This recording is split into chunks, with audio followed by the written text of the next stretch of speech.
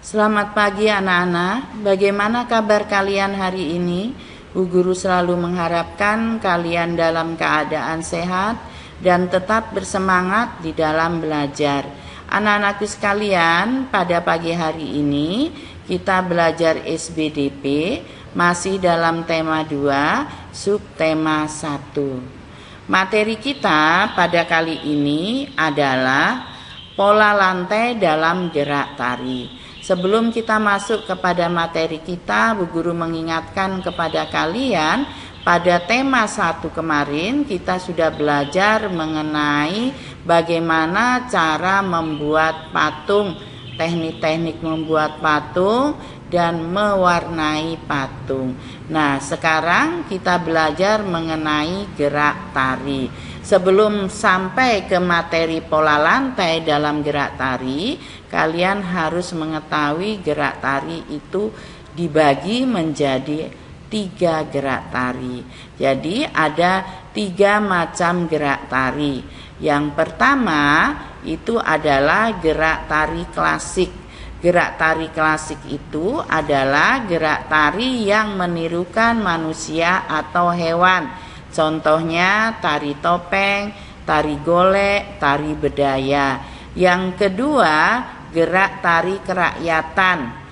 Artinya gerakan yang meniru kegiatan dan emosi manusia atau perangai hewan. Contohnya adalah gerak tari reok ponorogo, tari ketuk tilu.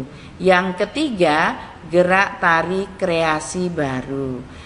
Itu adalah gerak tari yang dibentuk dari gerak tari yang sudah ada. Contohnya tari saman, tari kecak, tari seringi. Jadi anak-anak, gerak tari itu adalah salah satu unsur dari tari. Jadi ada 3 macam gerak tari. 1 gerak tari klasik, 2 gerak tari kerakyatan, dan ketiga gerak tari kreasi baru. Sekarang kita masuk ke materi kita, pola lantai. Pola lantai gerak tari. Sekarang pola lantai itu apa? Pola lantai itu adalah garis yang dilalui penari saat melakukan gerakan tari.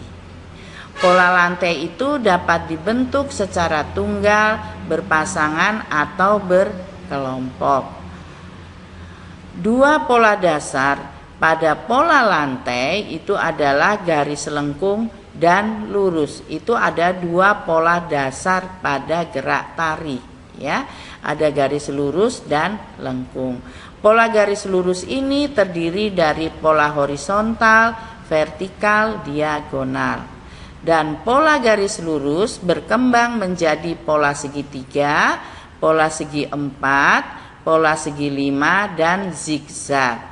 Nah, sekarang pola garis selanjutnya itu adalah pola lengkung. Ya, tadi sudah pola garis lurus, sekarang pola lengkung.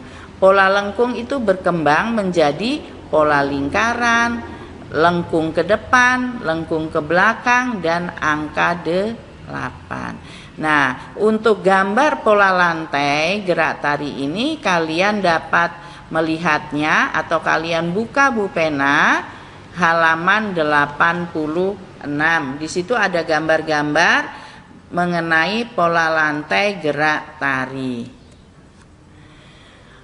Pola lantai tari tunggal, berpasangan, dan berkelompok. Yang pertama, tari tunggal.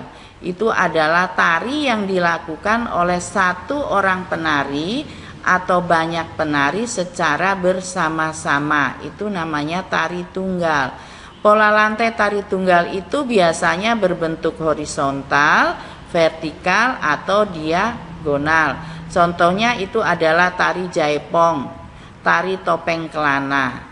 Yang kedua itu adalah tari berpasangan. Tari berpasangan itu adalah tari yang dilakukan oleh 2 orang penari atau banyak orang secara berpasang-pasangan. Pola lantai tari berpasangan itu sama, ada yang berbentuk horizontal, ada yang berbentuk vertikal, dan diagonal. Contohnya itu adalah tari serampang 12 dan tari payung. Yang ketiga, tari berkelompok. Tari berkelompok itu adalah tari yang dilakukan secara berkelompok. Pola lantai tari berkelompok itu berupa pola melingkar, angka 8 atau melengkung. Contohnya tari piring dan tari lego-lego, ya. Itu adalah pola lantai tari tunggal berpasangan dan berkelompok. Di situ juga kalian tahu apa itu tari tunggal, apa itu tari berpasangan, dan apa itu tari berkelompok. Serta pola lantainya sudah Bu Guru jelaskan dan contoh tariannya.